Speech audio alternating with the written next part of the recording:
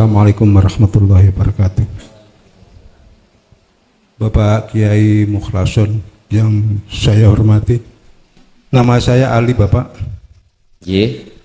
Saya mau bertanya, kehidupan dunia yang sifatnya sementara ini, bagaimana kehidupan dunia ini bisa dilanjutkan sampai ke akhirat? Sampai di akhirat dilanjutkan sampai akhir hayat. Betul. Sampun. Dunia akhirat. Ya, sampai terbawa sampai ke akhirat, Pak. Oh iya. Sampun.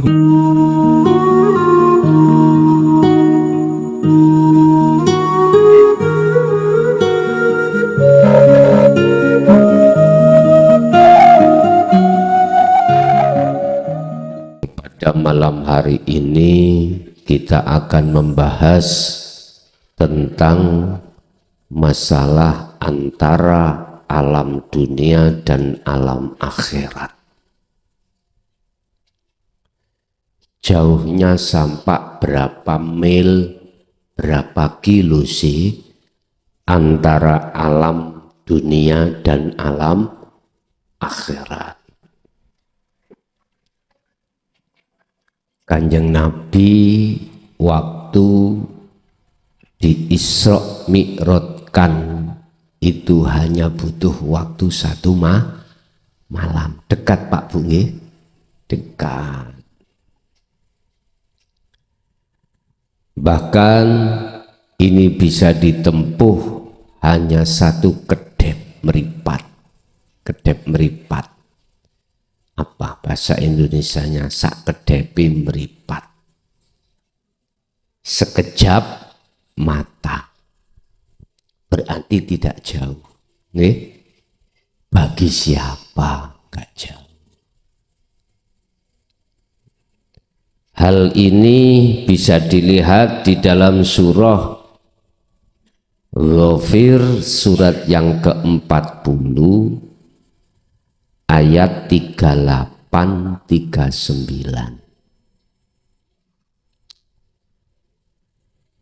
Bapak Ibu hadirin,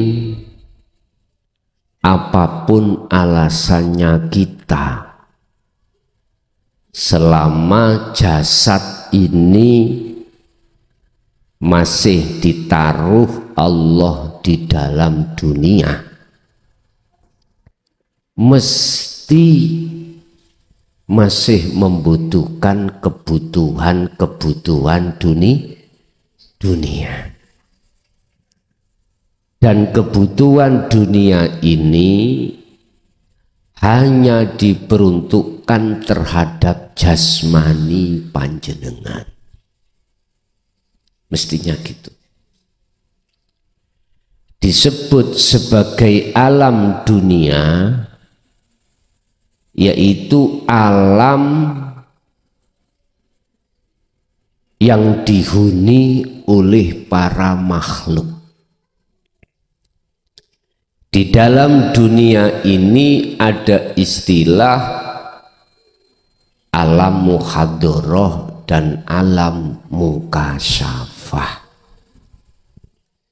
Jadi ada alam yang ditempati bangsa kasar, yo kita ini. Ada alam dunia itu di dalam alam kasab dihuni oleh bangsa alus. Di dalam alam dunia muhadharah berbagai macam warna corak makhluknya. Ada makhluk disebut manusia, hewan, tumbuh-tumbuhan. Istilah makhluk benda mati yang tak bernyawa dan makhluk benda hidup yang bernyawa. Di dalam alam kasyaf Mukasyafah juga begitu. Isi-isi bangsa halus termasuk mohon maaf nggih malaikat, jin, iblis, apapun di situ. Bapak Ibu, surat ini menjelaskan tentang masalah di antara dua alam itu nanti pengertiannya bagaimana. Monggo menawi sing ngagem Quran saged dilihat surat yang ke-40. Surat Ghafir ayat 38-39. Waqala lan dawuh sapa alladzi. Alladzi niku mukhatabe wong sing ya apa? Orang yang bagaimana? Amana kang iman sapa ladzi dawuhe man orang yang beriman. Ya qaumi hi kaum. Mungkin kalau kita masukkan di zaman ini, alladzi amana iki wong sing atine hatinya sudah sering meluncur ke akhirat. Dunia akhirat, dunia akhirat. Jadi sering ke akhirat. Rohaniahnya sering ke akhirat. Waktu sholat meluncur ke akhirat. Menemui Allah, menyembah Allah.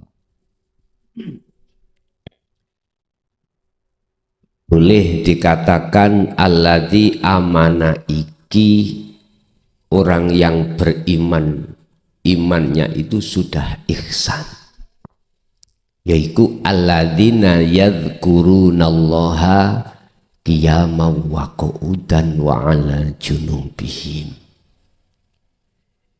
Itulah tabi'ina sholihin sebagai penerus para utusan Allah kalau zaman sekarang. Ya qaumi he kaumku ittabi'uni melu sira ing ingsun, ikuti aku. Niki golongan-golongan yang sudah ihsan. Kaum itu dipanggil oleh beliau. Jikalau kau mau ikut padaku ahdikum, mongko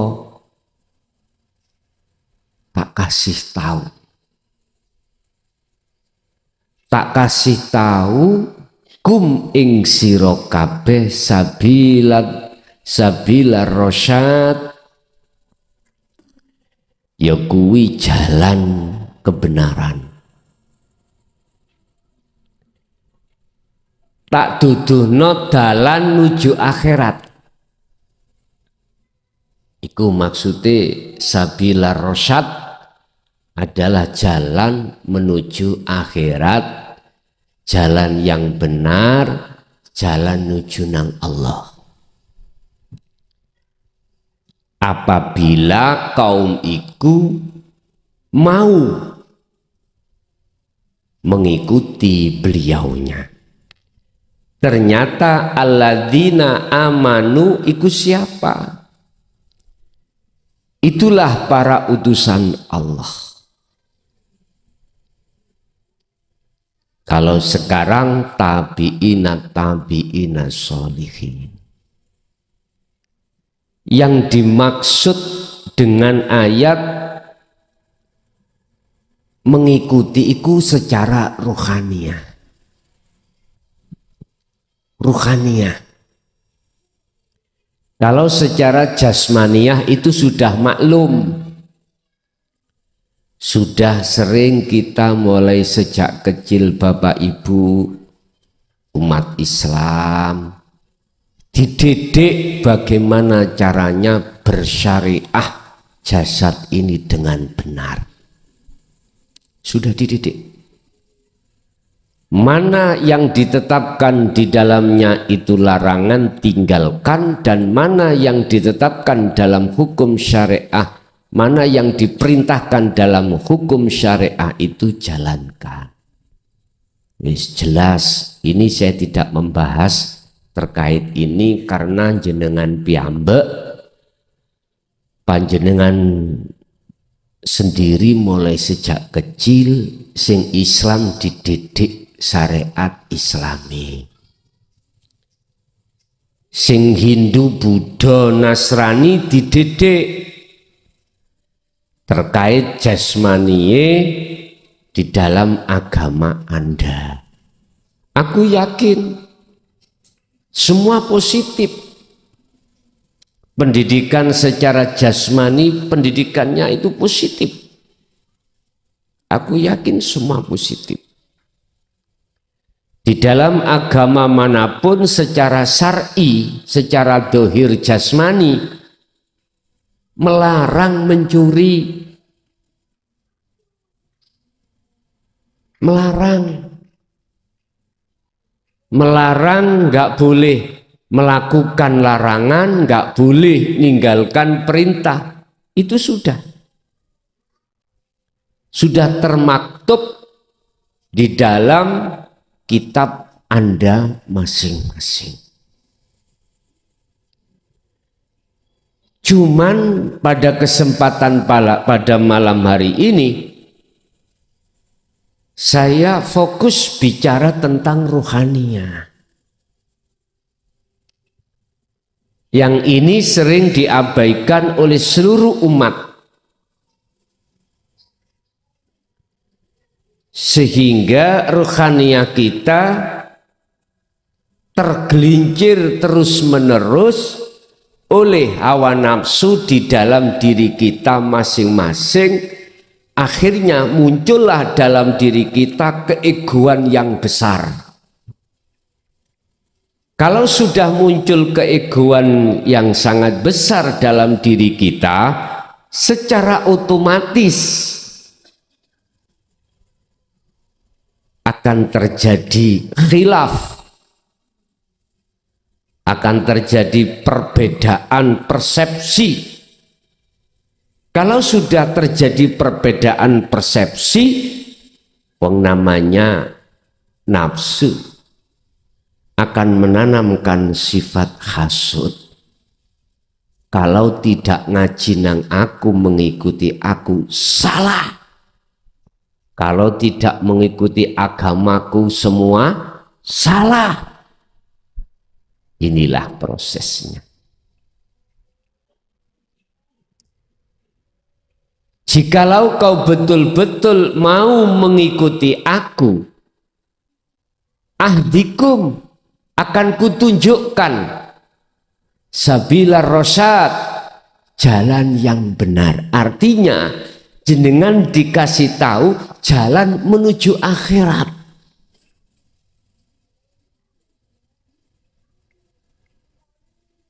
Siapapun panjenengan manakala sudah tahu jalan ke akhirat untuk bertemu Allah, mesti jenengan intak-intik ke sana.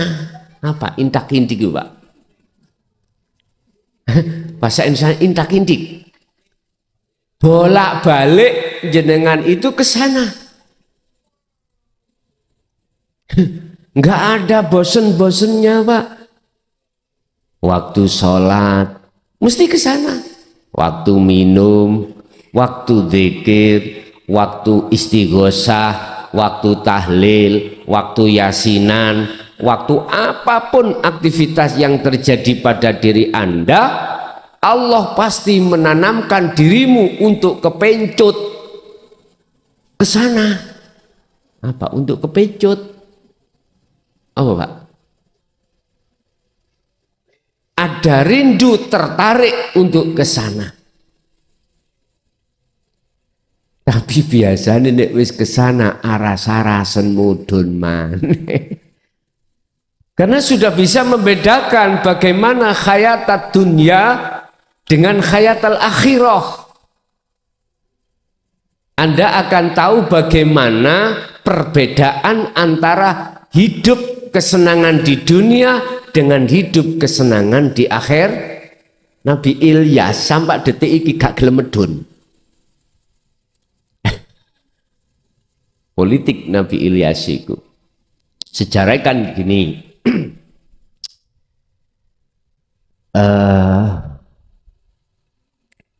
Sapa wonge nek wis ana akhirat, ana surga, kadung kesenengan, moh tidak mau ke dunia lagi. Tapi syaratnya harus mati dulu. Nah, Nabi Ilyas pengen terus yo kula saran pateni Gusti. Ngerti ndak? Akhirnya ya wis istilah bahasane dijajal. Boso tenan dipateni lalu dimasukkan akhirat di surga, maka dia nggak gelem keluar lagi. Loh, ini bahasa dagelan loh ya. Ilyas, kamu kok nggak mau keluar lagi? Katanya kalau sudah masuk ke sana mengalami kematian, kalau sudah mati. Sampai detik ini nggak mau. Bahasa syariat Pak.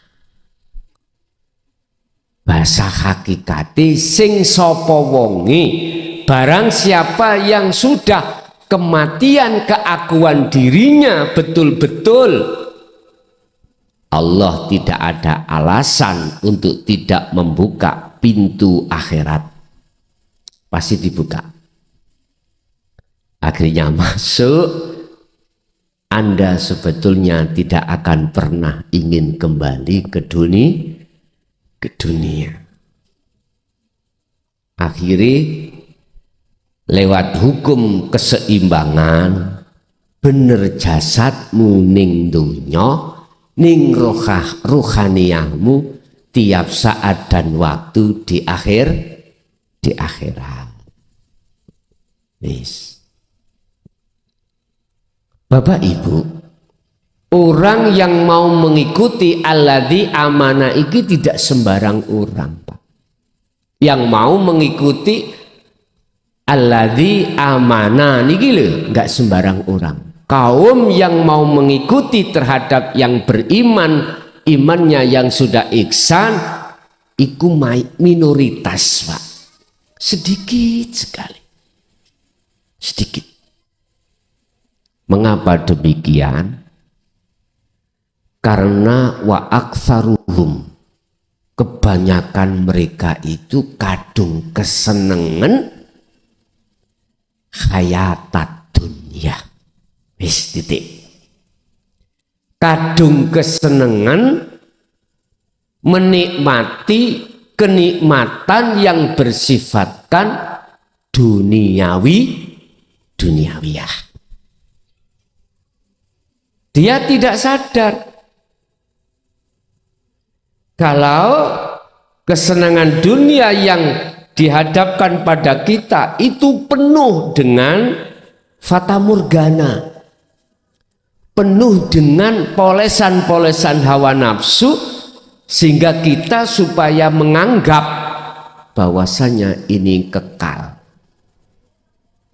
Padahal Allah sudah mengingatkan, berhubung keadaan ruhaniyah kita, hati kita sebagai manusia sudah terjerumus di dalam jalannya nafsu, Allah menurunkan satu wahyunya, wamal hayatad dunya illa mataul ghurur.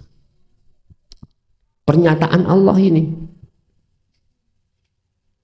wamal hayatad dunya lan ora ono utawi kesenangan kehidupan yang bersifatkan duniawiyah iku illa mataul ghurur, kejaba mung sifate nipu atau bujuk.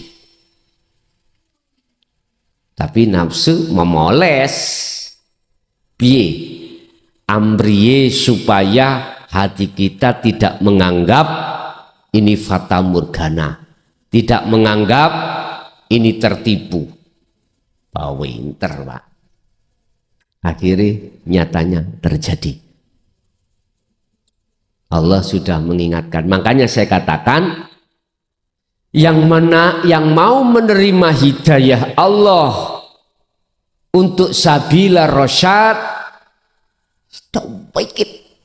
tauwili, golongan itu tauwili. Kalau kita bicara tanda-tanda yang masuk golongan kaum kecil adalah panjenengan ruhaniyah, maksudnya ruhaniyah jenengan ini yang yastami'unal qaul, mengikuti kanjeng Nabi. Wayat tabi, dan jenengan ini setelah mendengarkan dan hati sampai ada respon, wayat tabi, menjalankan apa sesuai dengan petunjuk di dalam ilmu yang kita terima ini. Sabila rosyad, inilah khusus jalan untuk ke akhirat. Dalam ayat ini ar-rosyad adalah jalan kebenaran. Jalan kebenaran ini jalan yang dilalui oleh ruhaniyah, bukan jasmaniyah. Ruhaniyah. Nah, kalau kita bicara jasmaniyah, sabila rosyad, umpama orang Islam mengikuti patuh di dalam hukum syariat.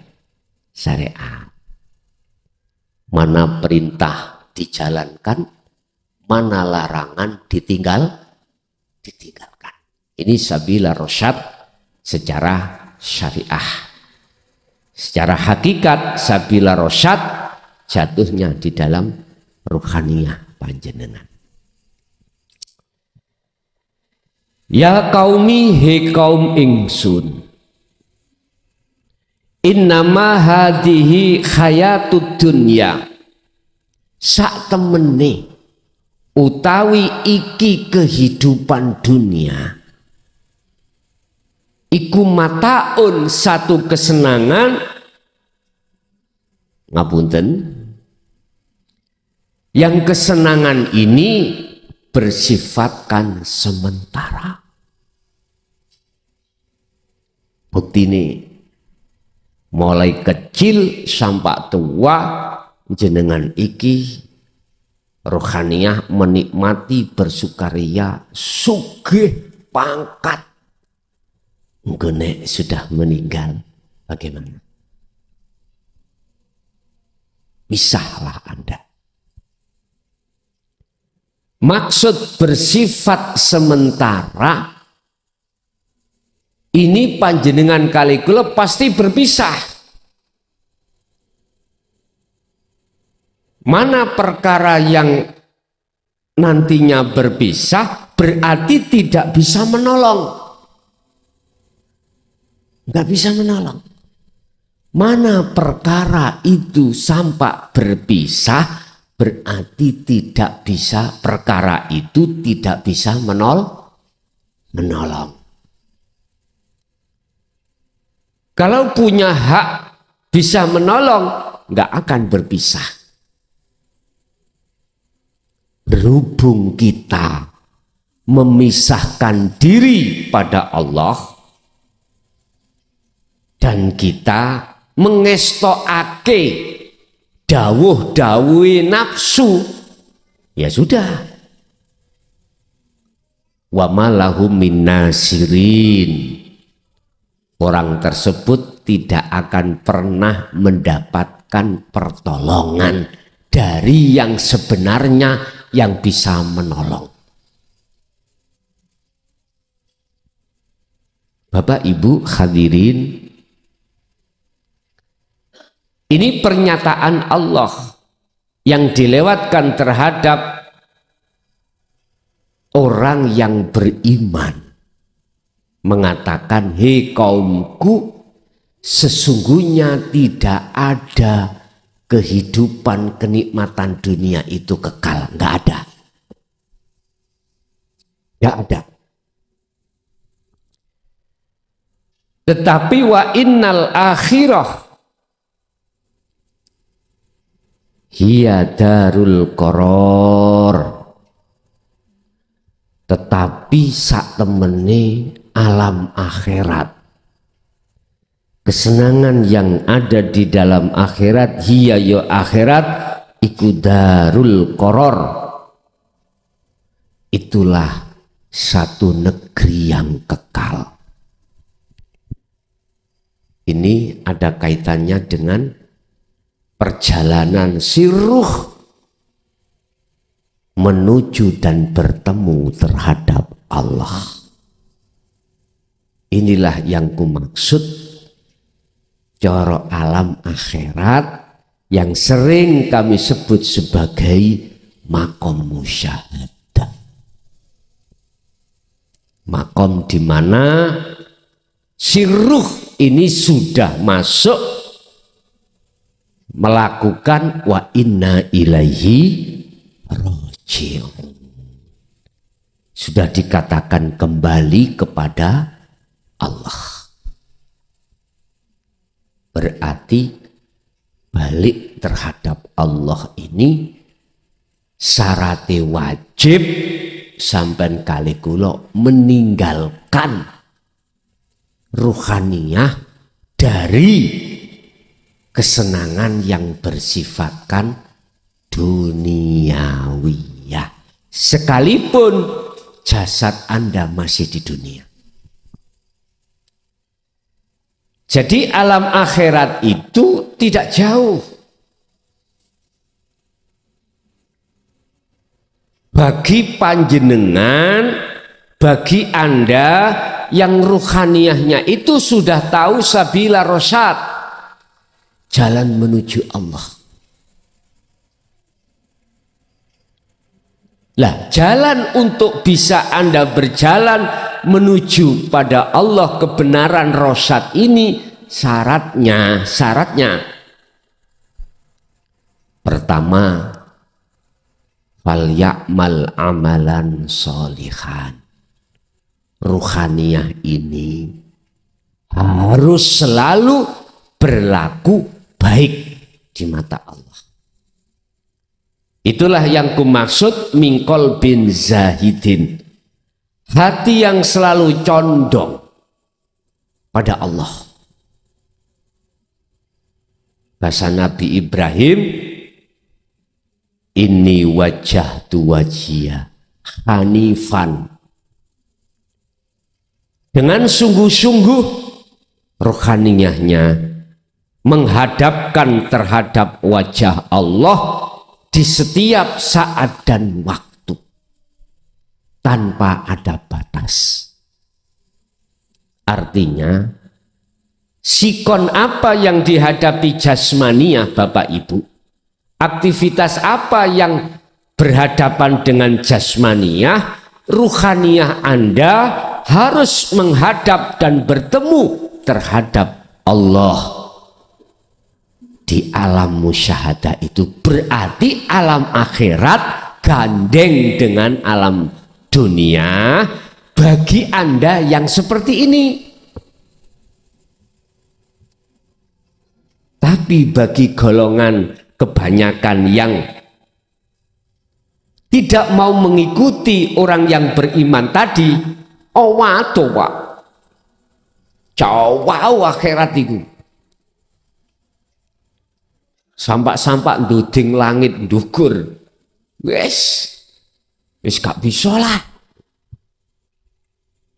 Besok kalau dunia ini sudah dilebas oleh Allah, yang disebut yaumil qiyamah, baru di situ nanti berapa tahun akan menghadapi kondisi alam akhirat, yaitu alam di mana seluruh umat manusia ditimbang antara kebaikan dan keburukannya. di padang mahsyar. Itu akhirat. Nah, jauh Pak, gitu ya, jauh sekali. Kita harus melewati kematian duniawiyah dulu, masuk ke alam barzah. Berapa ribu tahun ini? Belum lagi nanti alam di mana Allah menurunkan hujan 40 hari 40 malam miturut hitungan waktu akhirat. Bermunculan orang-orang di bumi ini seperti cukulan, bejudul-bejudul. Kemudian belum lagi kita digiring ke alam mahsyar, padang mahsyar. Di situ menunggu sampai hari perhitungan. Sampai diterangkan tidak ada nabi dan rasul yang usul pada Allah memberikan syafaat pada umatnya kecuali baginda Nabi Muhammad sallallahu alaihi wasallam. Akhirnya jenengan dihisab. Jauh Pak nggih? Jauh sekali. Padahal semua ini secara hakikat adalah kinayah. Kinayah. Kita menganggap akhirat itu jauh kalau kita tidak mengikuti oleh orang yang beriman yang dimaksud di dalam surat ke-40 itu ayat 38-39. Bapak Ibu hadirin jamaah rahimakumullah.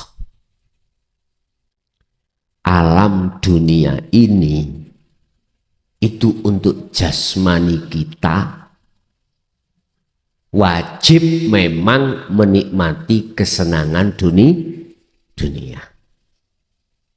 Kita haus ya harus minum. Kita lapar ya harus makan. Untuk bisa mendapatkan air, minum dan makan harus kerja. Jasad ini. Ini hukum sunatullah. Udah. Tapi ruhaniyah Anda mestinya jangan ikut masuk di dalam alam dunia. Anda harus masuk di dalam alam akhirat di tengah-tengah alam dunia.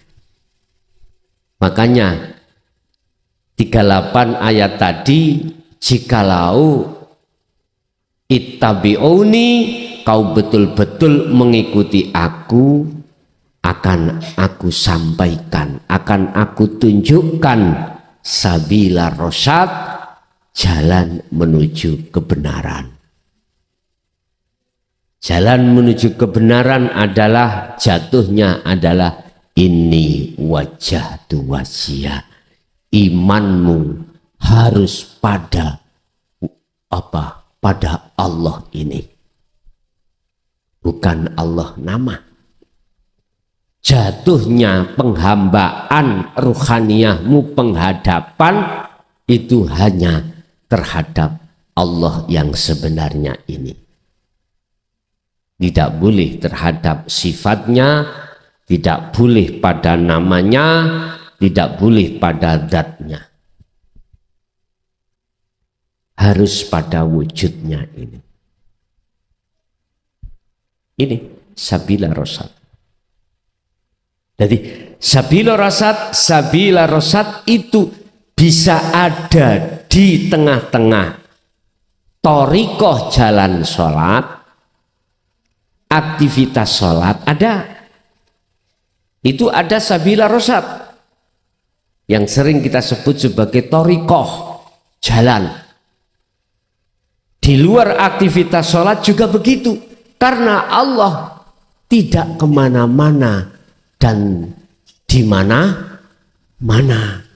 Makanya inilah saya menjawab dari pertanyaan jamaah, ketika kita khalwat suluk menuju wusul pada Allah, bolehkah saya itu berkhalwat di rumah, tidak harus di pondok? Boleh. Karena di pondok juga ada Allah, di rumah juga ada. Bahkan kalau boleh saya katakan, sampai-sampai ketika Anda masuk di dalam kamar mandi, di situ juga ada Allah. Percaya gak percaya, sakarepmu rek. Sakarepe. Kalau Anda berasumsi Allah itu hanya ada di masjid saja, mohon maaf, berarti Allah terbatas. Allah kau batasi di dalam kekuasaan. Kalau Allah kau berasumsi dan beriman bahwasanya Allah itu di tempat segala perilaku yang bersifatkan baik-baik saja menurut syariat, berarti Anda telah menuduh dan membatasi atas kekuasaan Allah. Mohon maaf loh ya, bila mana masih ada gesekan terhadap makalah ini, nggih ngapunten, sebab saya punya hujah. Yang hujah itu dalam Al-Quran, innallaha ala kulli syai'in qadir. Wis, iki tanpa kecuali.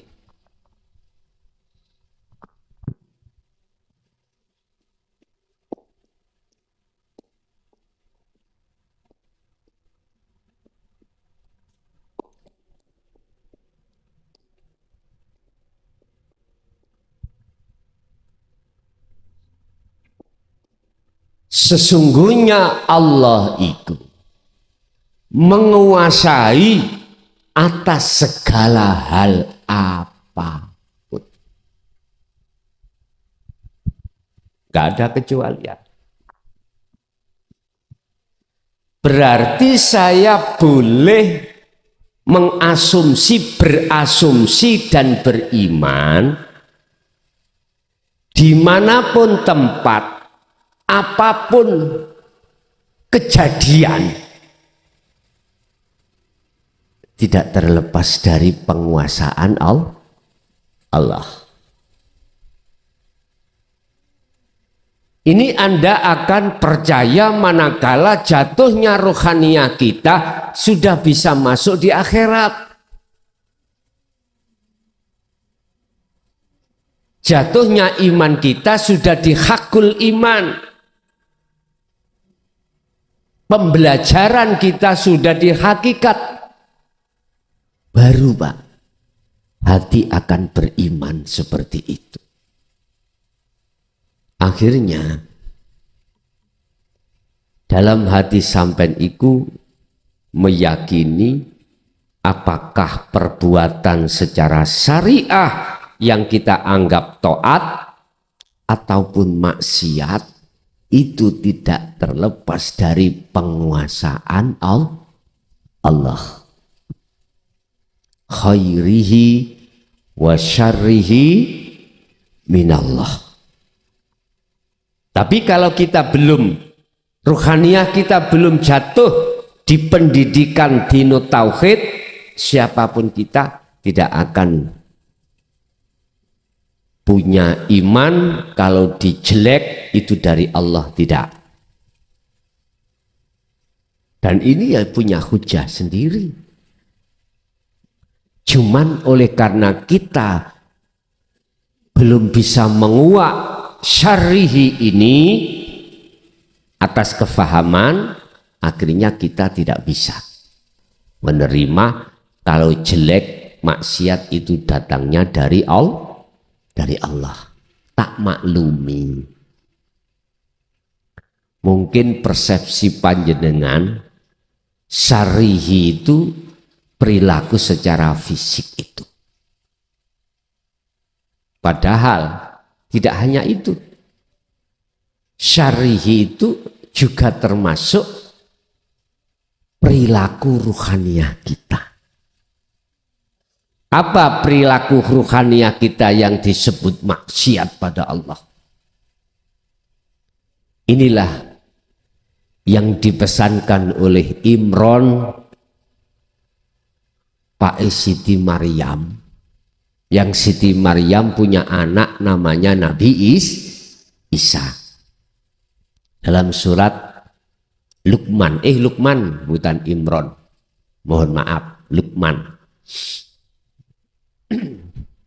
Ya bunayya, he anak putuku, la tusyrik billah, jangan ada di dalam hatimu maksiat pada Allah. Maksiati pada Allah rohaniyah adalah menyekutukan Allah, mengadakan selain Allah itu bisa mendatangkan manfaat dan bisa mengakibatkan mudarat. Contoh, sering saya ibaratkan air iku makhluk secara akal memang bisa menghilangkan rasa haus. Baygon, racun, makhluk bisa mendatangkan bahaya. Itu kan asumsi fisik kita. Tapi satu hal yang tidak kita sadari, Allah berkuasa atas segala-galanya. Berarti bukan air, bukan baygon itu yang berkuasa.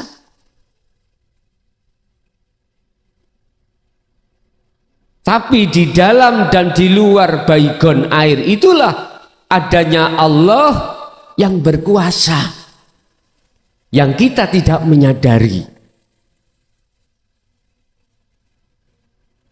Lah dengan adanya keterangan ini jenengan pun berasumsi mulih tuku baygon.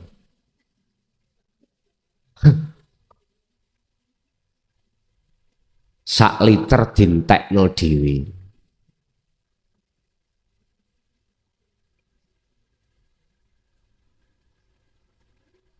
Ya, aku gak murui hal tersebut. Nek jenengan praktek nih, monggo. Itu nanti ada dua, mati gak mati, mlebu rumah sakit enggak, tergantung Allahnya nanti. Imanmu 100% pada Allah, lain lagi nanti. Nggih, kalau tak jajal imanku tutuk endi, sampai di mana? Belilah baygon 1 dream.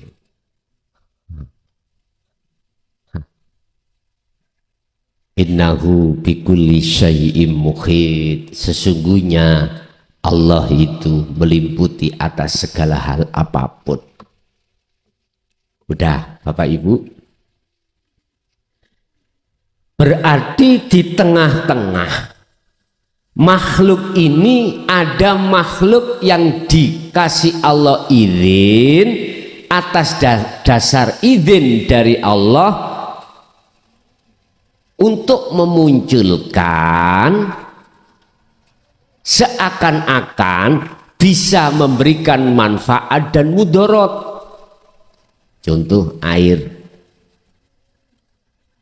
Sebetulnya bukan air ini yang bisa mendatangkan manfaat dengan bentuk menghilangkan rasa haus, bukan.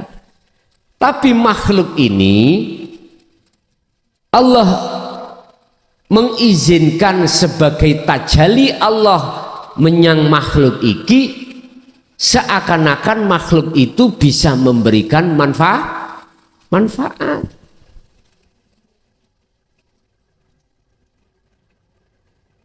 Allah bertajali lewat makhluk supaya bisa memberikan manfaat terhadap makhluknya yang lain. Sama dengan syafaat pada Rasulullah Muhammad, nggak jauh berbeda dengan istri dan suami kita. Allah kasih izin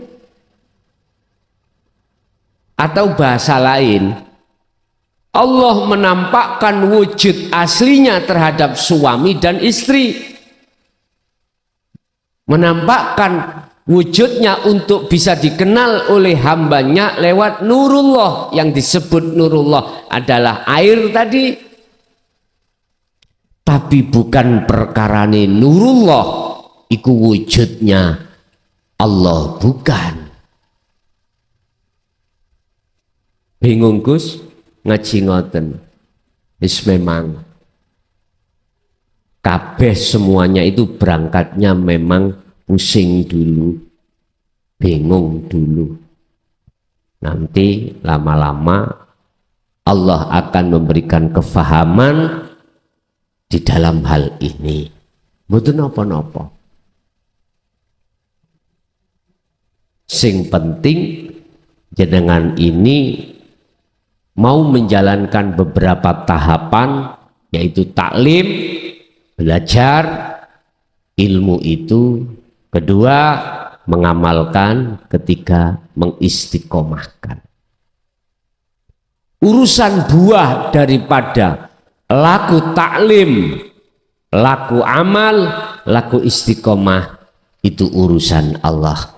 Tapi aku yakin jenengan nanti pasti akan Allah sendiri yang membuka pintu kefahaman, baik secara taklim belajar atau pengamalan khalwat atau pengistiqomahan. Walaupun tidak jenengan tanyakan, jenengan pasti nanti seiring berjalannya 3 tahap ini Anda lakukan, pasti Allah akan langsung membimbing dan memahamkan terhadap diri panjenengan.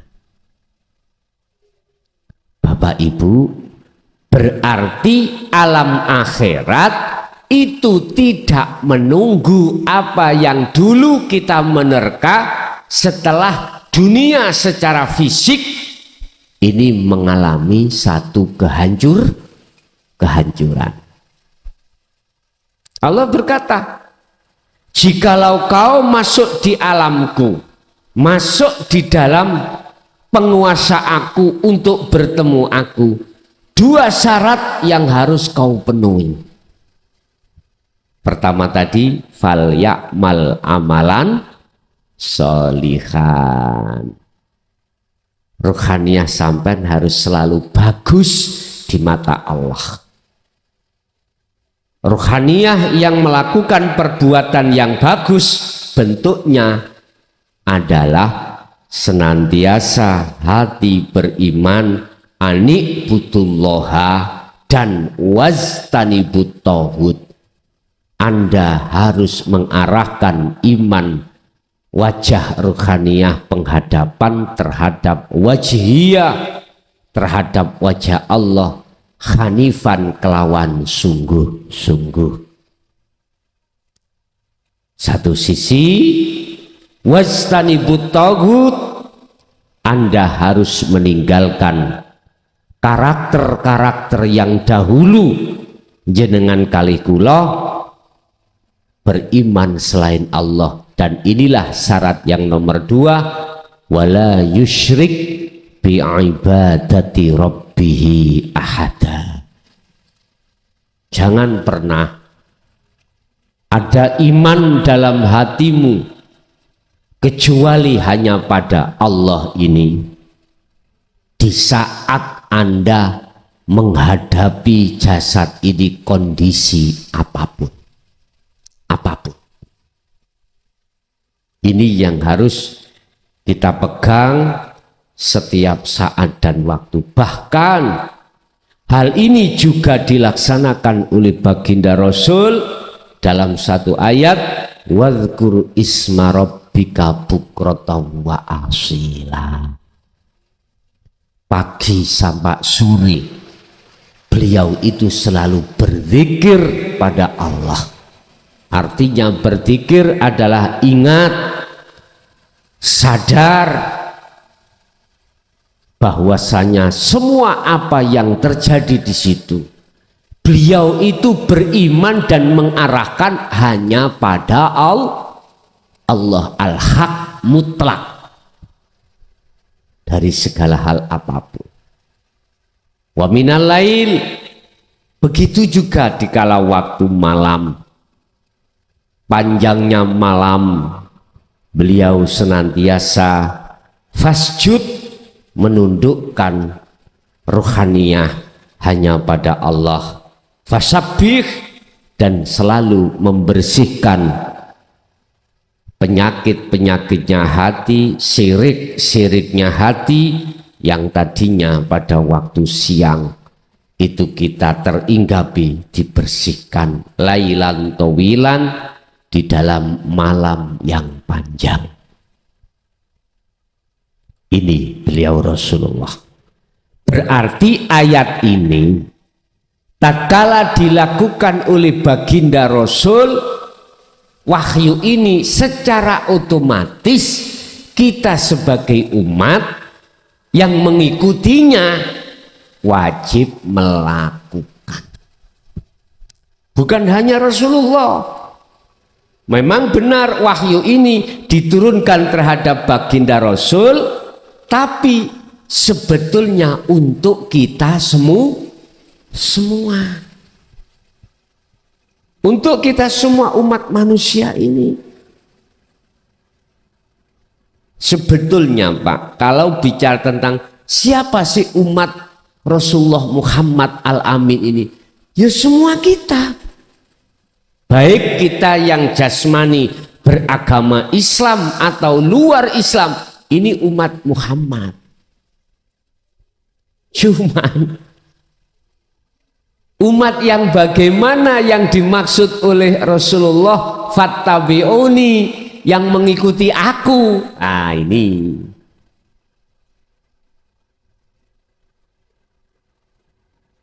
ternyata jawabannya adalah di surah Ali Imran ayat 31, yuhibbukumullah, merekalah yang ruhaniyahnya itu sebagai kekasih Allah, yang disebut tabi'ina sholihin.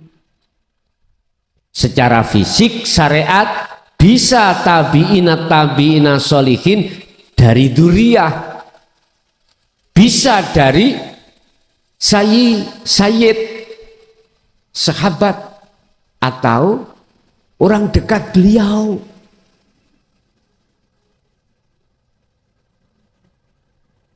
Tidak hanya dari sisi dzurriyyah, nasab tidak, bisa dari sahabat. Tabi'ina sholihin ini, Bapak Ibu hadirin jamaah rahimakumullah, Anda yang tidak masuk di dalam dzurriyyah, jangan berkecil hati. Sebab Allah tidak melihat nasab, Allah tidak melihat keturunan. Allah menghendaki hambanya itu hamba yang dikehendaki. Terkait masalah kekasih Allah ini, nggak ada satu ayat pun di dalam Al-Quran terkait kekasih Allah itu berbicara tentang nasab, tentang orang dekat, enggak. Cuman bahasanya adalah mayyasha, hamba yang dikehendaki. Nurun ala nurin yahdillahu linurihi mayyasha. Cahaya makrifat ini hanya kuberikan terhadap hamba yang ku kehendaki untuk menerangi, mengusir kegelapan hati. Siapa yang dimaksud hamba yang dikehendaki itu Bapak Ibu? Ternyata merekalah yang menerima, mengwelcome hatinya tentang ajaran dinut tauhid sekaligus mengamalkannya dengan istiqomah. Baru ini yang dimaksud daripada tabi'in dalam kurung kekasih Allah. Allah menerima jenengan sebagai kekasihnya karena Anda berani meninggalkan kekasih selain Allah. Ruhaniyah bukan jasmaniyah.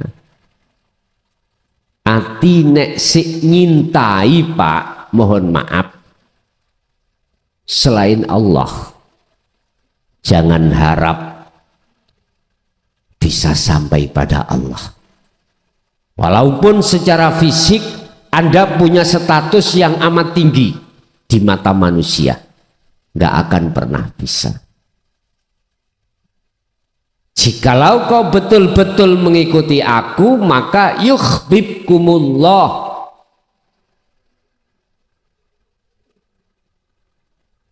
Kamu akan dijadikan Allah sebagai kekasihnya. Lah, kamu itu adalah ruhaniyah Pak, bukan jasmaniyah. Sebab yang meninggalkan cintanya hati terhadap Allah, terhadap selain Allah maksud saya, itu adalah ruhaniyah. Kalau jasmaniyah kita tinggalkan kekasih Allah mudah saja Pak. Meninggalkan selain Allah mudah saja. Mati sudah. Otomatis pisah. Otomatis. Tapi ruhaniyah yang dimaksud ayat itu. Yuhbib, maka Allah nerimo cintamu. Yuhbib, Allah bakal menjadikan kau sebagai kekasihnya. Urusan kesalahan kita mulai akil balik sampai umur berapa puluh tahun ini, kesalahan ruhaniyah dengan bentuk beriman pada selain Allah, wa yaghfir lakum dzunubakum, diampuni Allah karena masih ada kesempatan. Kalau sudah isdet ya udah nggak ada kesempatan lagi. Tinggallah kita penyesalan. Udah. Tinggal kita mau pilih yang mana. Pilih kesenangan kehidupan dunia ataukah pilih kesenangan kehidupan akhirat.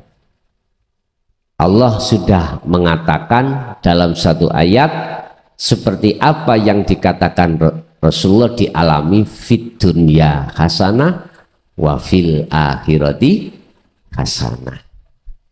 Tapi saya tidak menyalahkan jenengan manakala hanya memilih fid dunya hasanah saja. Monggo. Saya juga tidak menyalahkan terhadap Anda yang mengambil keputusan hanya memilih kesenangan akhirat saja. Monggo, terserah jenengan. Yang jelas kedua-duanya sudah Allah berikan terhadap kita. Kata Rasul, man arada dunya fa'alaihi bi ilmin wa man aradal akhirah fa'alaihi bi ilmin wa man aradahuma ya fa'alaihi ma bi ilmin. Barang siapa hanya menginginkan kesuksesan dunia, silakan, itu juga pakai ilmu. Akhirat juga silakan, itu juga pakai ilmu. Pilih keduanya, silakan, monggo, terserah. Sehingga muncullah sistem ajaran baginda Rasul fid dunya hasanah wa fil akhirati hasanah yang disebut sistem wasilun. Sistem di mana secara fisik kita masih menjaga hukum syariah, secara hakikat, secara rohaniah kita menjaga hukum hakikat. Terserah Anda, monggo kersa. Bapak Ibu, jadi kesimpulan ayat ini adalah dunia itu bersifatkan nikmatnya kesenangan kehidupan hanya sementara, sehingga Allah katakan al-ghurur, jikalau kau kesengsem dengan itu, sesungguhnya ketahuilah itu menipumu. Artinya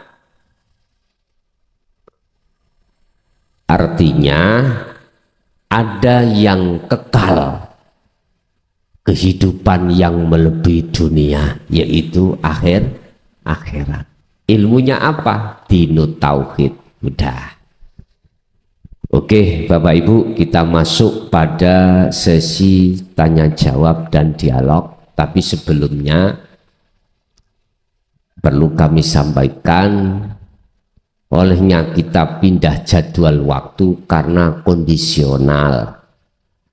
Biar kami misalkan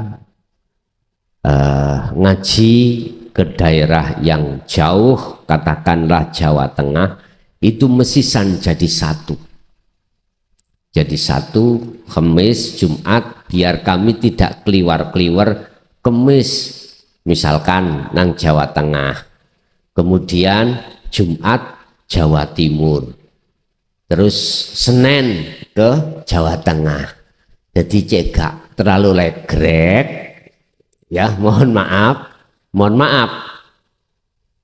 yang Jawa Tengah atau yang jauh Banyuwangi itu saya gandengkan sekitar sana.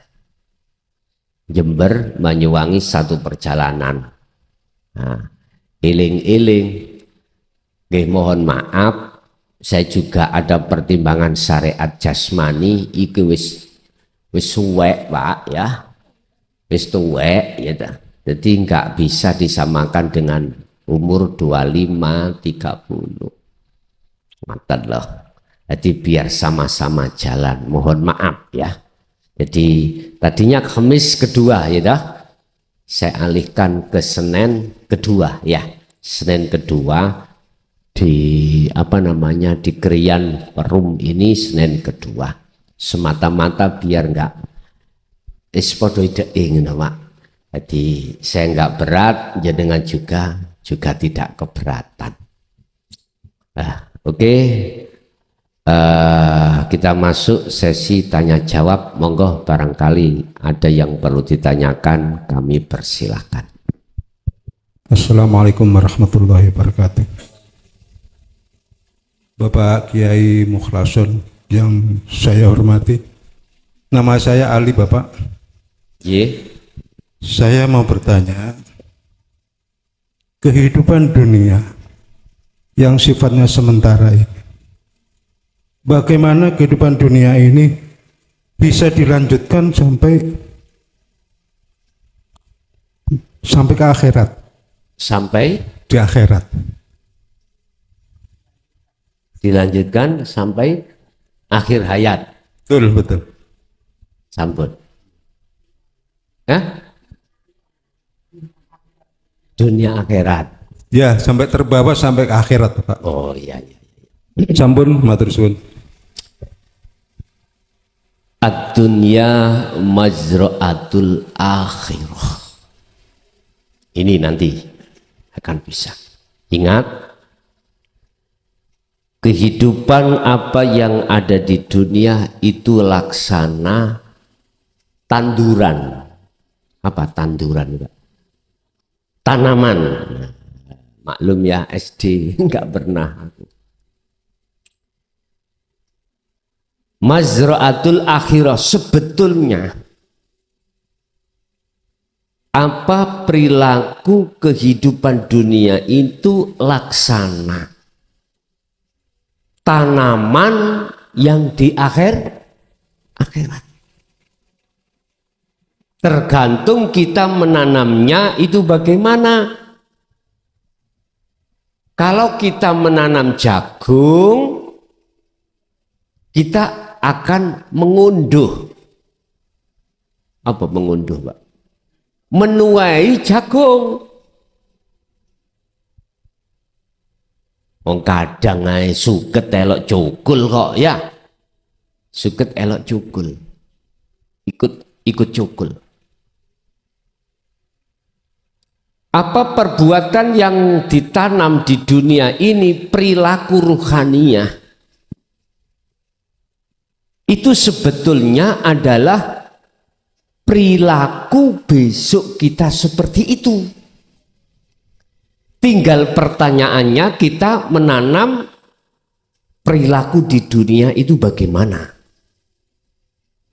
Memang Pak, ini mata rantai sebetulnya itu. Lah, bagi mereka yang hatinya mingkol bin salim, mingkol bin zahidin, menanam tanaman yang baik, sebetulnya dia itu sudah di akhirat. Bahasa dunia buat ruhaniyah dia itu sudah tidak berlaku. Tapi secara jasmani masih berlaku. Bapak Ibu, mana sih tanaman baik dan buruk itu? Perilaku baik dan buruk itu bagaimana? Tinggal pertanyaannya saya menjawab dari kacamata syariat atau hakikat. Kalau kacamata syariat berarti perbuatan yang bersifatkan fisik. Kalau hakikat, kacamata hakikat perbuatan yang bersifatkan ruhaniyah. Contoh, yang baik jasmani kita taat menjalankan perintah. Ini akan menjadi mata rantai sampai ke akhirat manakala ruhaniyah jenengan iki jatuhnya makrifat Allah. Artinya jatuhnya ruhaniyah ini wajah tu wajhiyah pun. Bahkan ini dinyatakan oleh salah satu tokoh ahli sufi atau tokoh kalau bahasa saya kekasih Allah, itu Syekh Ibnu Athaillah dalam kitab Hikam, husnul a'mali utawi baguse laku fisik ya di mata Allah ikut tergantung nata iju husnil ahwal, tergantung buah yang muncul dalam keadaan ruhaniyah sampai bagaimana. Ruhaniyah kita ada dua, mingkol bin zahidin dan mingkol bin rohibin. Ada hati yang condong imannya hanya pada Allah, yang kedua hati condong pada makhluk. Berarti nek condong hati pada Allah, tidak mengakui segala apapun yang terjadi dalam ketaatan secara syariat, ruhaniyah sampai gak ngakoni munculnya kebaikan dari diri kita, tapi dari Allah. Minimal seperti itu. Ada rasa, ada sambung rasa antara hati dengan hidup, dengan Allah. Ya di situ. Nah, barulah inilah perbuatan yang sampai tanyakan tadi, bagaimana kehidupan dunia ini menjadi akhir sampai pada akhirat. Ini. Yang kedua, kita menanam perbuatan selain daripada yang bagus disebut buruk. Su'ul a'mal nataiju su'il ahwal mingkol bin rawibin. Ini ele elaku dohir iku tergantung buah yang muncul keadaan rohania kita pada Allah bagaimana. Di mata Allah loh ini, tidak di mata manusia. Ada istilah laku apik di mata manusia belum tentu baik di mata Allah. Contoh Pak, saya sodakoh terhadap jenengan.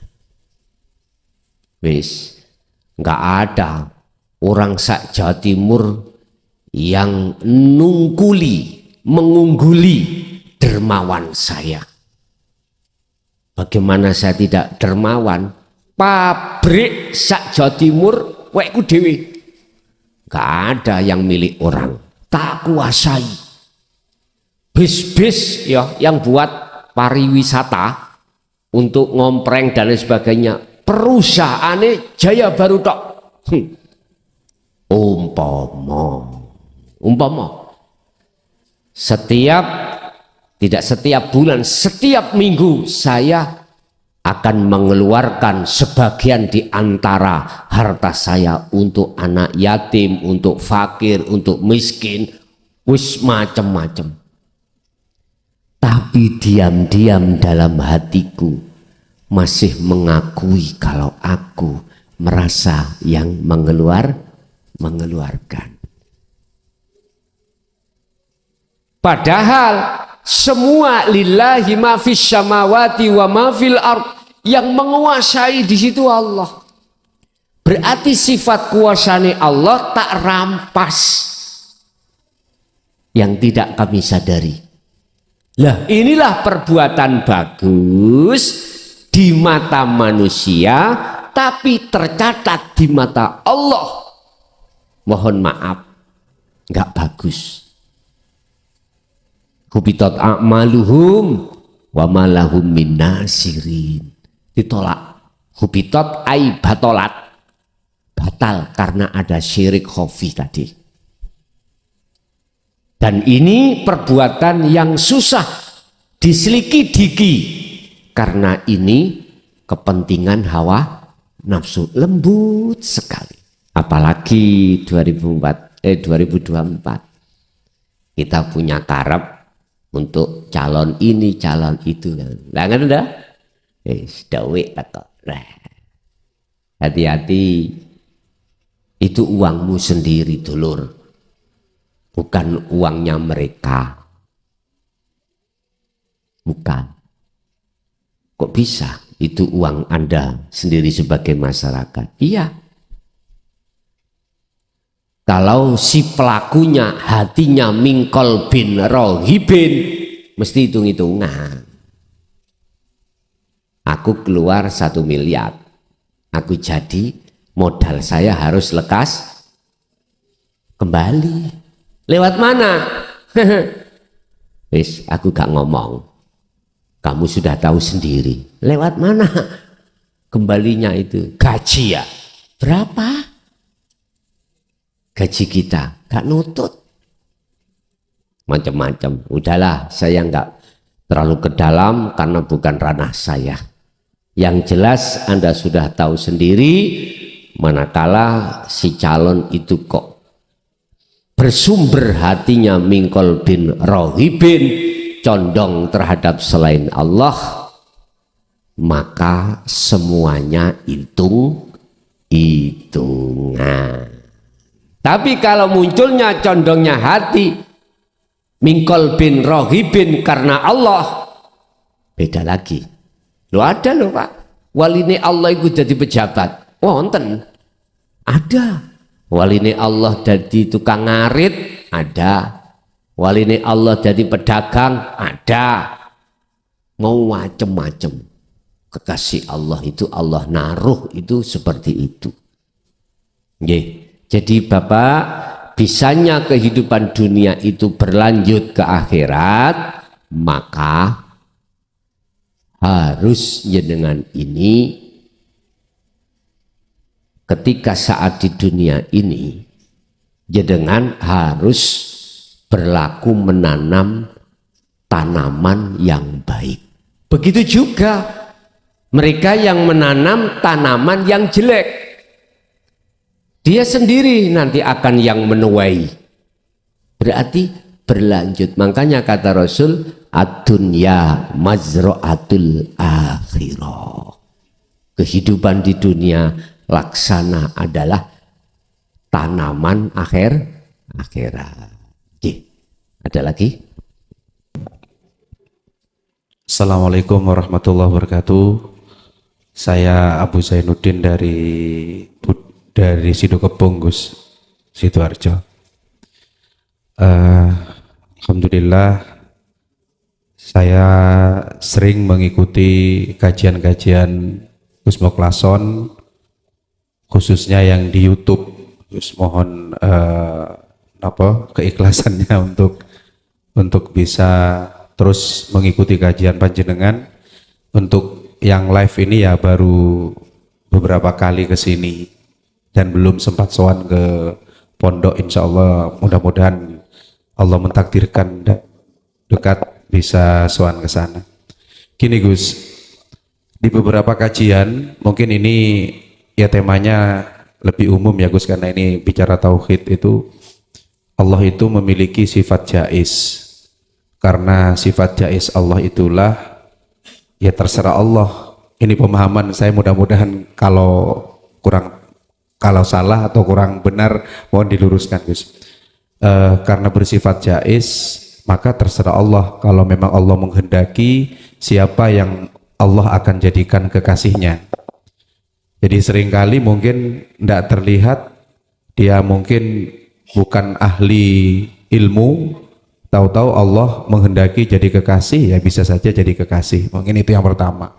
Tapi di kesempatan yang lain Gus juga menjelaskan jalan yang sifatnya apa istilahnya Gus, teknis atau aturan main. Maka kemudian dikenalkan konsep sirul asror niku. Nah, terkait sirul asror niku katanya mohon maaf ada yang menyampaikan begini, karena saya juga mendengarkan kajian tauhid dari beberapa sumber ya juga di YouTube, itu menyampaikan jika engkau mencari Allah, yang kamu temukan dirimu. Tapi ketika engkau mencari dirimu, mengenal dirimu, maka niscaya engkau akan ketemu dengan Allah itu, dengan Tuhanmu niku. Nah, terkait dengan yang pakai sistem Gus, saya terlalu percaya diri kalau mendapatkan hadiah sifat jaiz Allah dipilih jadi kekasih. Ya pakai cara, yang pakai sirul asror. Bagaimana katanya begini, kalau seseorang itu sudah betul-betul memfanakan dirinya, kemudian menghilangkan sifat keakuannya, egonya, pada saat itulah dia akan mengenal Tuhannya, sehingga di setiap perlakuan, perkataan, perbuatan dan semuanya itu sesungguhnya hakikatnya adalah perbuatan Allah atau perkataan Allah. Nah, untuk bisa mencapai itu, apakah itu artinya kita harus mengistiqomahkan jalan yang dimaksud sirul asror itu? Apakah sewaktu-waktu nanti kita kembali lagi ke sifat dasar kita sebagai manusia gitu? Mohon dijelaskan matur nuwun Gus, mungkin itu dari kami. Assalamualaikum warahmatullahi wabarakatuh. Waalaikumsalam warahmatullahi wabarakatuh. Bertemu secara fisik atau belum bertemu, bahkan tidak pernah bertemu secara fisik pada saya, tapi jikalau hati sudah jatuh iman bahwasannya apa yang kutuangkan di YouTube itu maka sama. Artinya semua Allah mengizini. Jadi memang ada Pak di antara jamaah iki nek gak ketemu wonge terus bertemu terus minta izin, kurang afsah. Oke, tak hormati hal seperti itu. Tapi sebetulnya sudah bertemu atau belum bertemu atau tidak bisa bertemu secara fisik selama-lamanya di dunia ini, kok hati sampean sudah klik terhadap ajaran dinut tauhid, itulah salah satu tanda golongan yang diizini oleh Allah. Oleh karena saya manusia, ya tetap saya harus mengikuti kaidah Allah. Gak boleh saya metantang, gak sah awakmu nek gak ketemu aku. Lah, boten. Bon, itu yang pertama. Yang kedua tentang jaiz, Pak, ya. Sifat wenangnya Allah. Siapa yang dikehendaki, dialah yang dijadikan sebagai orang yang menduduki derajat di mata Allah yang paling luhur. Kalau sudah bicara tentang sifat jaiz, itu tidak ada unsur sirul asrar atau selainnya, tidak. Dan ini dikuatkan dalam satu makalah ketika saat Allah membuka pengenalan diri terhadap hambanya, itu tidak karena amalnya.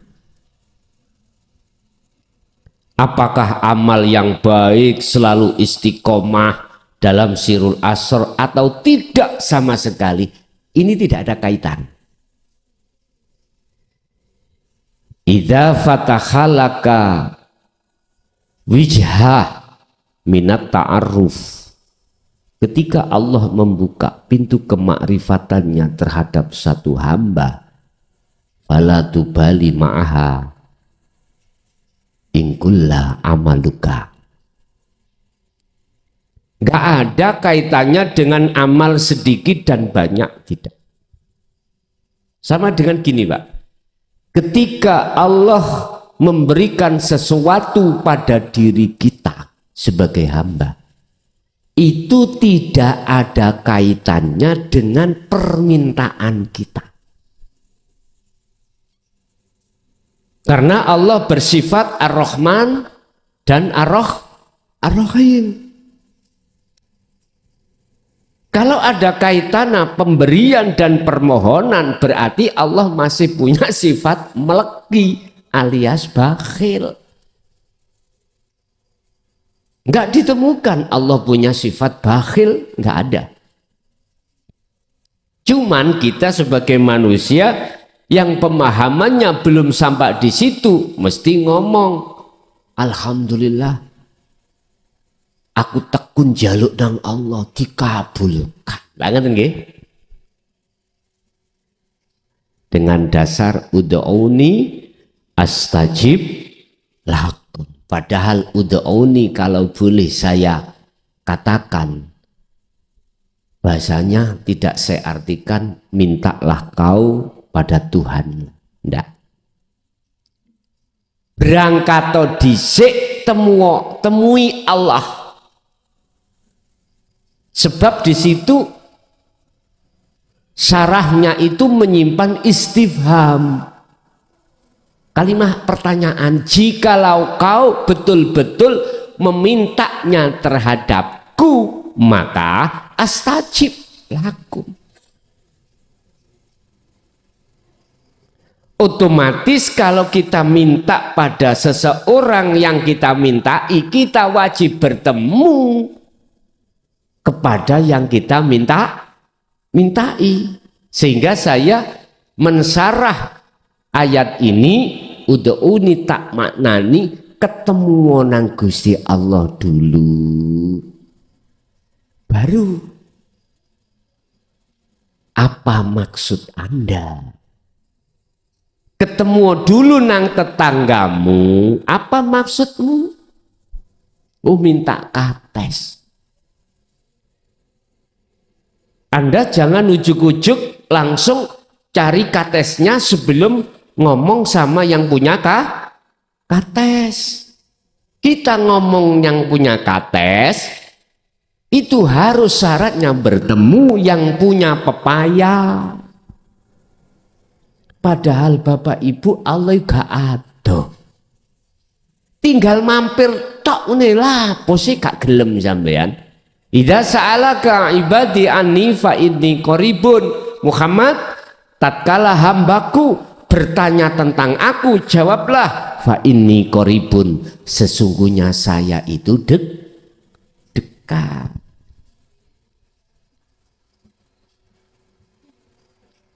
Jadi pemberian Allah, bukae Allah tentang kemakrifatan itu tidak ada kaitannya dengan amaliyah.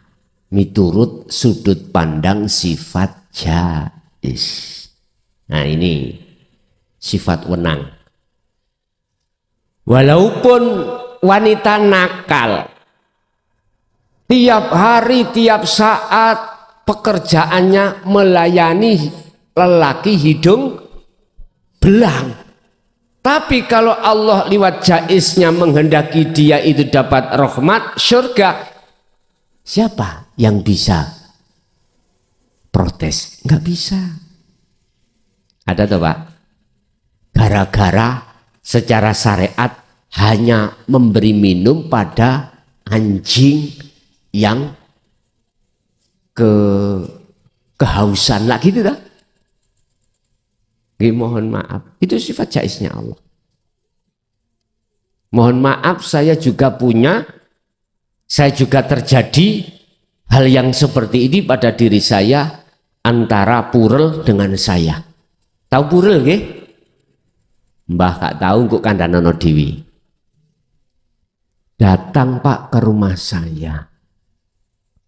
Karena garapane sepi, minta penglarisan. Waduh, nek syariat iki aku keduman dosa iki. Lah ngoten nggih. Udah lepas saya. Akhirnya saya jatuhkan surat Yusuf. Ayat 11 kalau nggak salah. Ini cara umum disebut mahabbah, ya, mahabbah. Tapi gak usah dilakoni. Iku sampeyan wis gak butuh. Iki hanya sekedar cerita.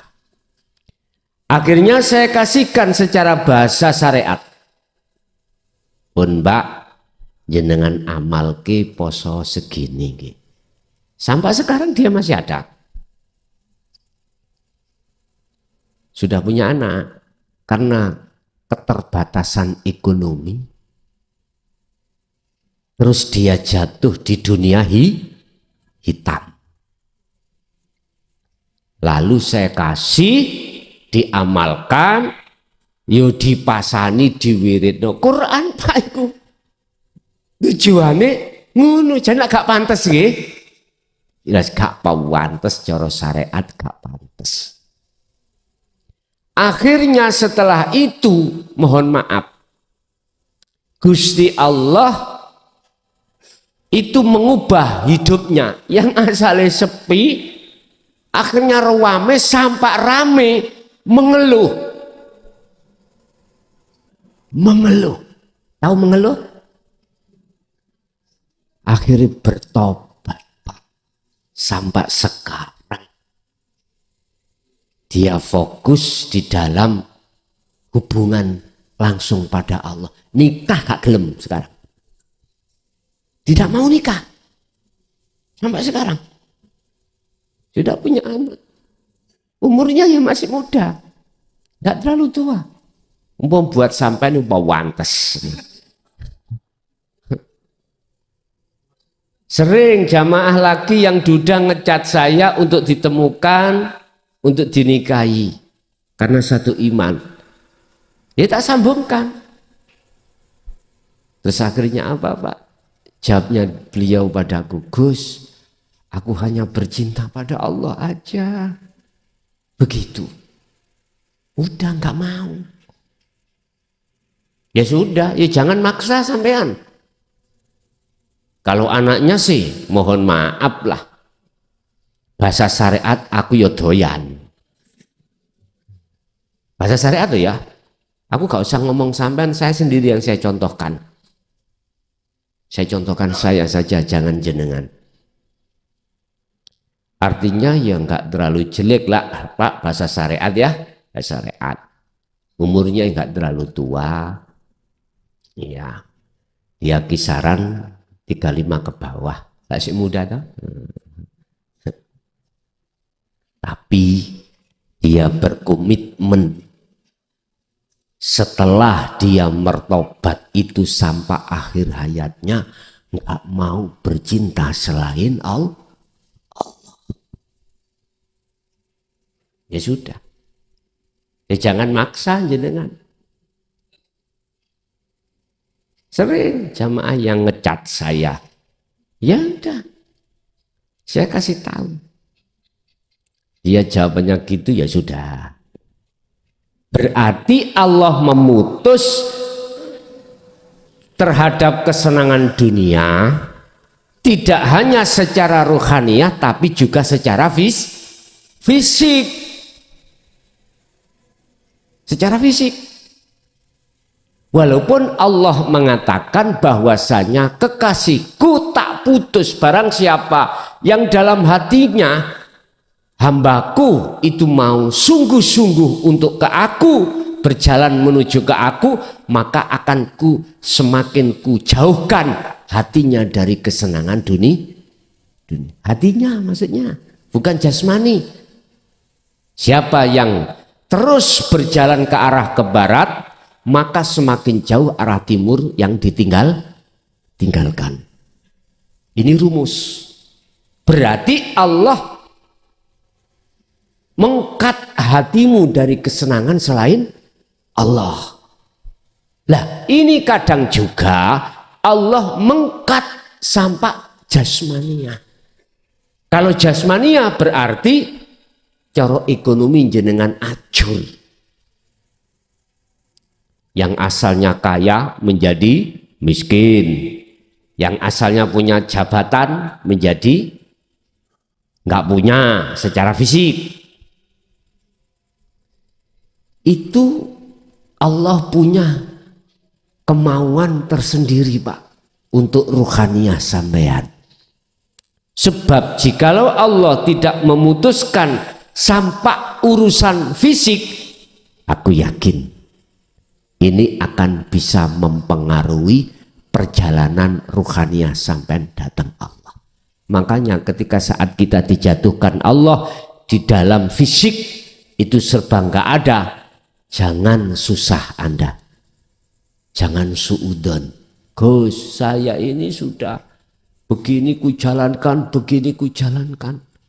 Ekonomiku tambah acur, bojo minggat, anak yo loro-loro, buat ke rumah sakit nggak ada. Memang begitu Gus, kalau sudah masuk dunia hakikat itu kita jadi orang yang melarat secara fisik. Nggak gitu, tergantung Allah.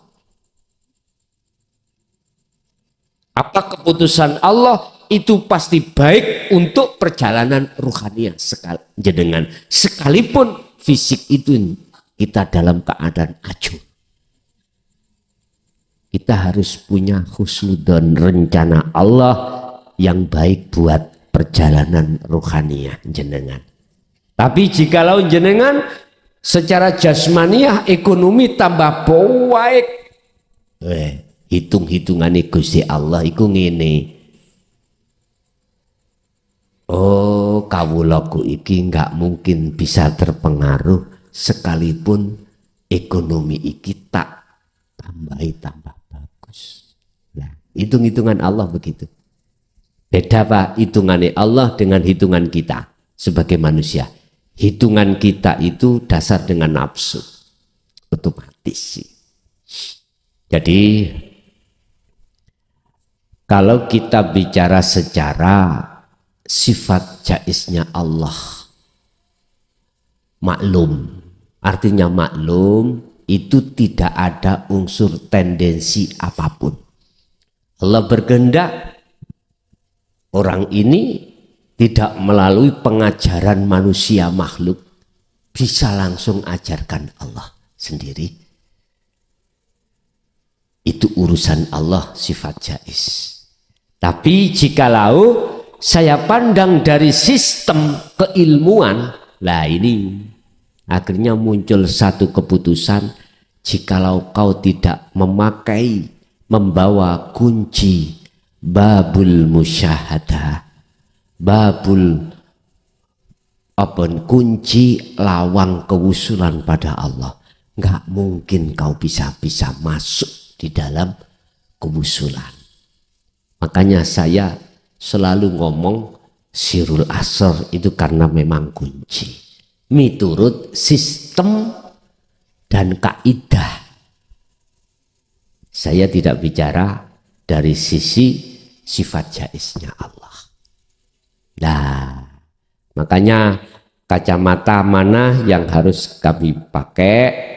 Kalau kacamata sistem, proses keilmuan, kita harus mengikuti sistem keilmuan. Ilmu dulu dipahami, setelah itu laku, setelah itu istiqomah. Ilmu, amal, istiqomah. Akhirnya kita akan mendapatkan inna akramakum indallahi atqakum, derajat yang paling luhur di sisi Allah. Tapi bukan berarti Allah tidak mampu menghendaki di luar secara sistem. Contoh, ada Pak makalah gini. Iya, kalau zaman Rasul langsung Allah. Kalau zaman kita nggak bisa, lagi tidak. Paling ikut jin, iblis bimbing dirimu. Loh, tanpa ada pengajaran dari guru secara manusiawiyah, kok ujuk-ujuk dia bisa sampai ke pangkat makrifat Allah. Ini di luar akal, ya, di luar sistem. Ada yang berani mengatakan itu, Pak. Iya, kalau zaman Kanjeng Nabi langsung Allah. Kalau kita nggak boleh, nggak bisa itu. Lah, ada seperti itu. Tapi mohon maaf, bukannya saya menyalahkan, tapi mohon maaf, saya tidak sepaham. Karena dasar saya, sesungguhnya Allah iku kuwasa atas segala-galanya. Allah kuasa menghendaki hambanya tanpa melalui proses sistem. Itulah innallaha ala kulli syai'in qadir. Sesungguhnya Allah itu kuasa atas segala hal apapun. Bisa. Justru kalau saya keseret terhadap kaidah sistem, otomatis saya akan menuduh Allah bahwasanya Allah kuasanya terbatas. Saya tidak mau masuk di situ. Makanya saya tetap etika saya pada Allah. Allah mampu menghendaki segala apapun terhadap hambanya sekalipun ikut di luar kaidah. Paham ya? Oke, ada lagi, monggo.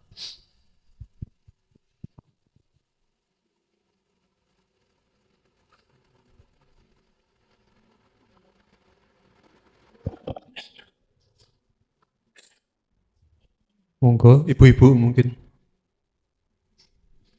Ada ibu? Enggak ada. Cukup Bapak Ibu? Sampun? Oke.